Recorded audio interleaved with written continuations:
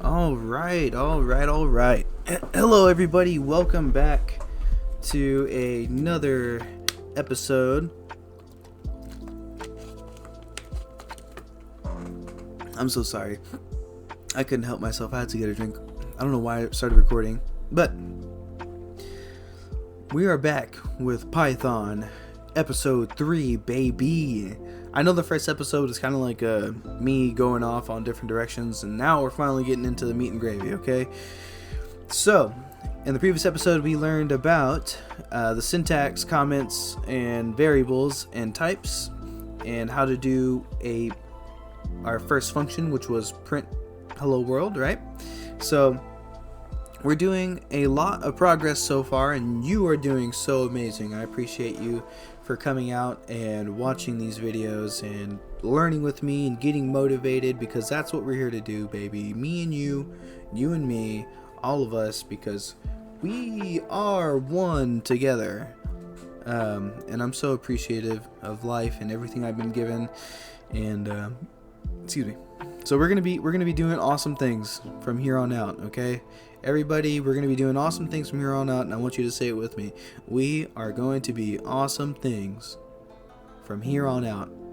We are going to be the greatest people we have ever wanted to see become great in our lives, because we are the ones that need to become great for ourselves and for our families and for the people that we love and care about.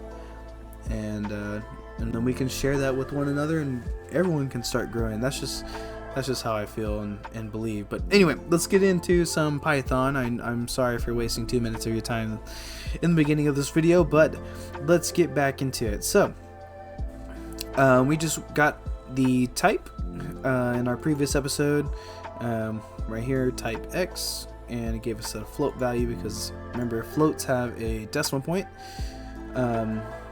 or a decimal value.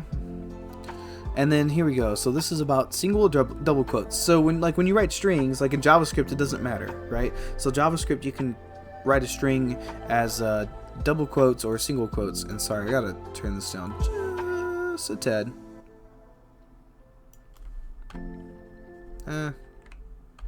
Okay, that'll work. Sorry, it's at the same spot. Okay. So anyway, single or double quotes. And let me turn this down a little bit then. I feel like it's getting a little too loud. Hopefully the music wasn't too loud in the last episode. But yeah, we'll go through this. Alright, so single double quotes. So in JavaScript, it doesn't matter. You can use both. And the same thing, I think, applies to Python. So string variables can be declared either by using single or double quotes, right? So is the same as that. So John is the same as that. Double quotes, single quotes. Case sensitive. This will create two variables, A and A. A will not overwrite A. So capital A will not overwrite lowercase a. So you can write a variable using the same letter, but casing matters. Or even like the same name. So you can put like a lowercase N for like name, or like a lowercase f for first name, and then a capital F for first name. And those will be two separate variables. Let's go to the next one. So Python variable names. So variable names. A variable can have a short name like X and Y, or a more descriptive name like age, car name, total volume. Rules for Python variables. A variable name must start with a letter or the underscore character. A variable name cannot start with a number. And I feel like this is too loud. Sorry. Okay. A variable name cannot start with a number, so don't use numbers, it will not work. A variable name can only contain alphanumeric characters and underscores A through Z, 0 through 9, and underscore.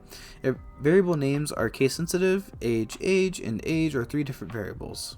So lowercase, capital, first letter, or all caps are different variables. A variable name cannot be any of Python keywords. So, okay, so here's an example of all the ones we can use. We can use underscores, lowercase, capital, all caps, camel casing. Like, we can use all different kinds of ways. And then these are illegal names, so we can't start with a number. We can't have any hyphens, and we can't have any spaces it will just not work. Simple as that. So multi-word words, variable names. Variable names with more than one word can be difficult to read. There are several techniques you can use to make them more readable. Camel case, which is what I kind of said. My variable name equals John, so each word is capitalized besides the first one. Pascal case, which capitalizes the first letter of the first word and every word after that. And snake case, which is using separate words separated by underscores.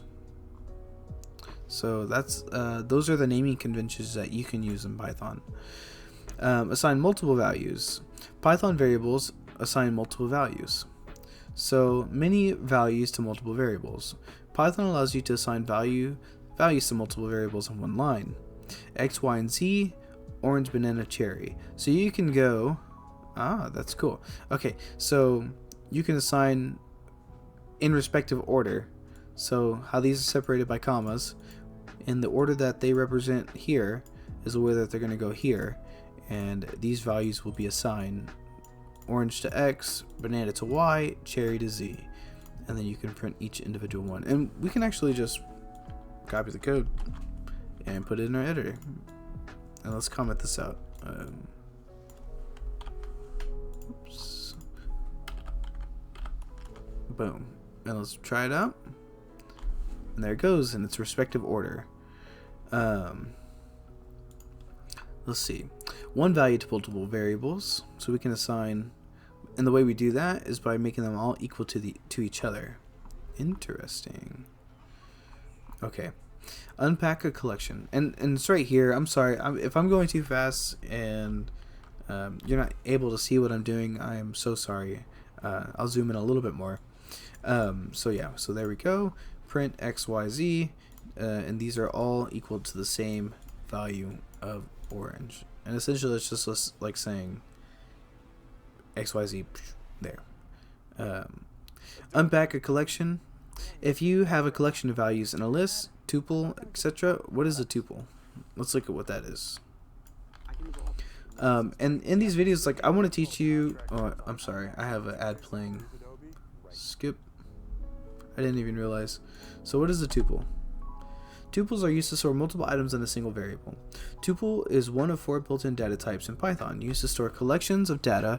The other 3 are list, set, and dictionary, all with different qualities and usage. A tuple is a collection which is ordered and unchangeable. So T equals all these values. So this would be indexed. So this is like T. So like, let's say I have a variable and it's named Harley. Well, I'm 20. First name is Harley, last name, right? How old, or like what I do, things like that. You can like add all sorts of values into it, but assign it to one variable. So pretty cool. So like fruits. So here's a basket of fruits, right? So we have in the basket, we got an apple, banana, and some cherries. So XYZ equals fruits. So we can do and assign it. So we have, this is like an object here. So we have this object, and then we can assign items in the object to variables. That's really cool. I didn't know you could do that. Let's actually let's try that. So let's call let's do that, and let's go right. We're gonna do Harley equals 26 Harley IT, and just to show that you can use both of them, we'll do double quotes and single quotes in the same thing, and 3. Let's just say 3. Okay, and then we can go here and we can assign age, name, or we could say first name, job, experience, and equals, how did it go? Let's see. So we're going to equal the object, right? And then we're going to print each one. I wish I could just copy down the way, but 1, 2, 3, 4. Yep. So we'll do age. Oh, I think I can just do this. Yeah, first name, job, and experience. So let's try it. There we go. And if we wanted to, and we can learn a little bit more of typecasting, we can put your age is plus age, right? So this won't work if we try this because it's not concatenated. So we have to do typecasting. So we'll turn this into a string here, right? And now it'll work. Your age is 26. And then we'll put your name is plus that one, and that one's gonna work because it's a string. And then you work in, job is also a string, so it doesn't matter. And then you have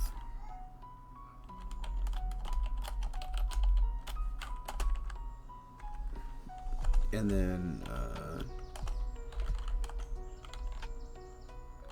experience.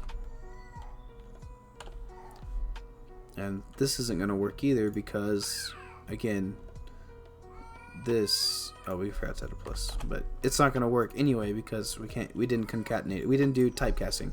So like JavaScript has automatic typecasting, sorry. So it'll automatically do it, but we have to, there we go. I was like, what is the button for that? Okay. So if you use control and your arrow keys, you can go around and on, like you can go around from end to end. So in to that end, and then from there to the end. So anyway, so now that we changed all of this through typecasting, now we can make it readable, and it works.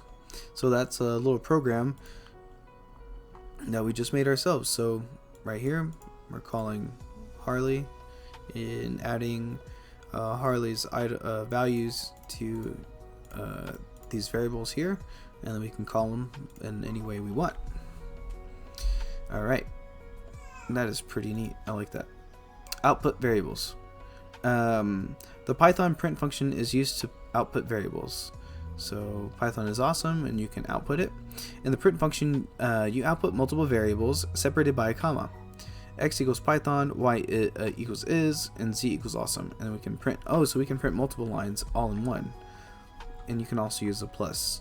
So if we do that, right? So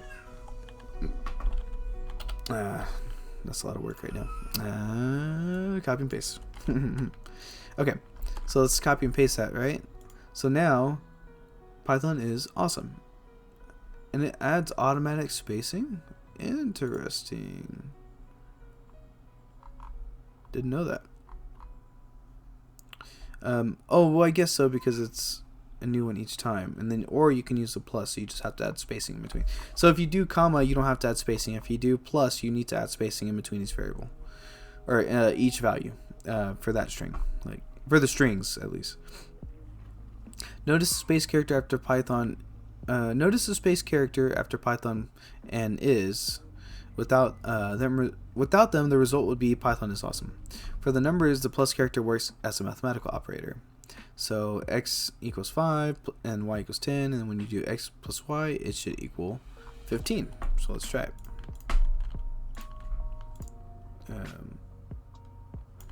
Let's go ahead and comment those out. And so let's do x equals 27, y equals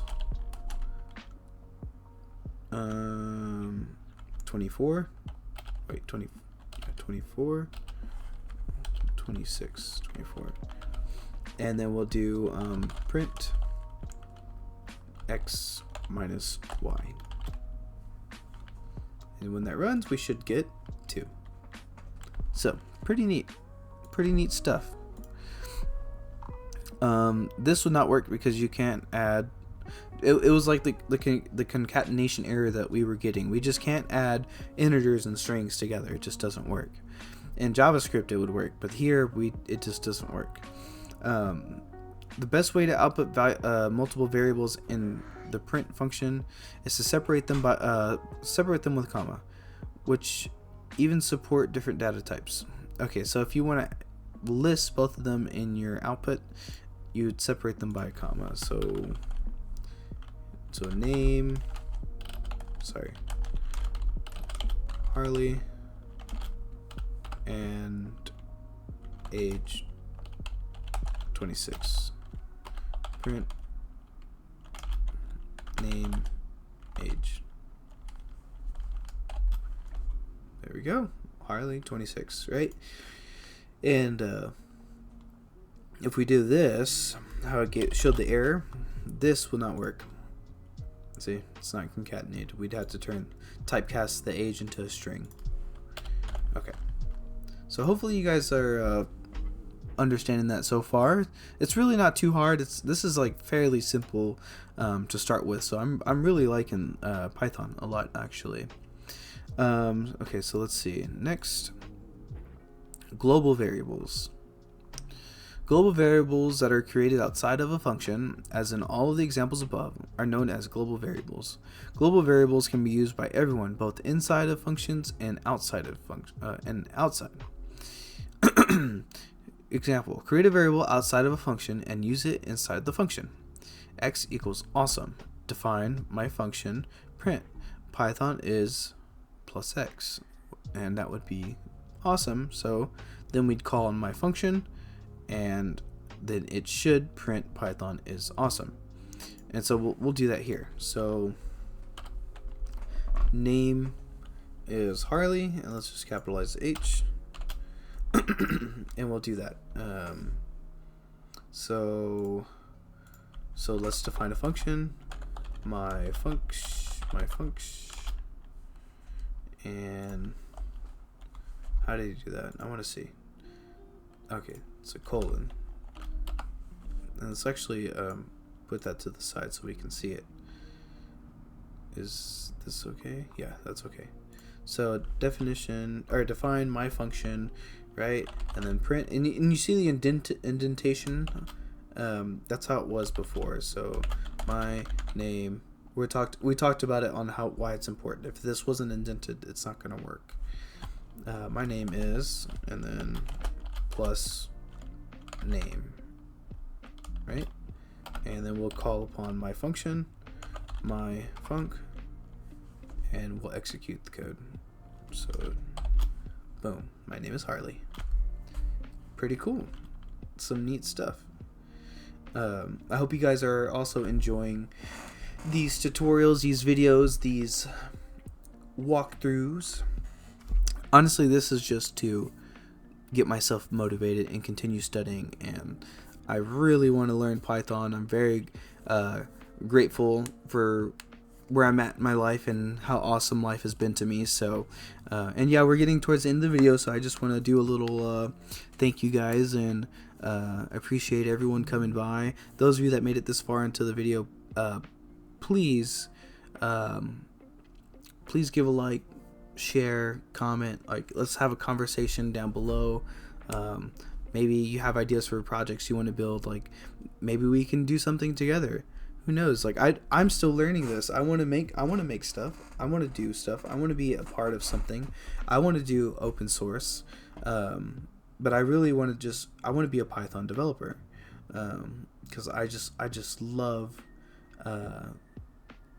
knowing that I'm helping build something, you know. And I'm creative in my own way. I love playing guitar and everything, but I don't want to build the front parts of the website. I want to do the back end stuff. I want to make sure we're connected to servers, databases, the pipelining for all the data and automation. And I do want to learn machine learning, but I don't know enough about it to know that I want to do that. So, but that's something I've been hearing around, and I'll look some more into it.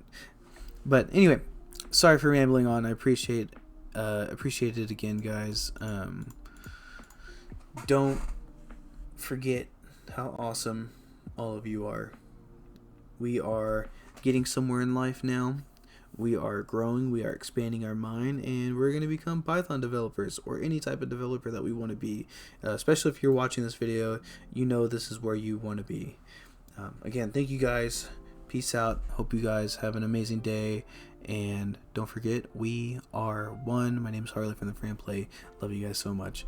And I'll see you in the next video. Thank you.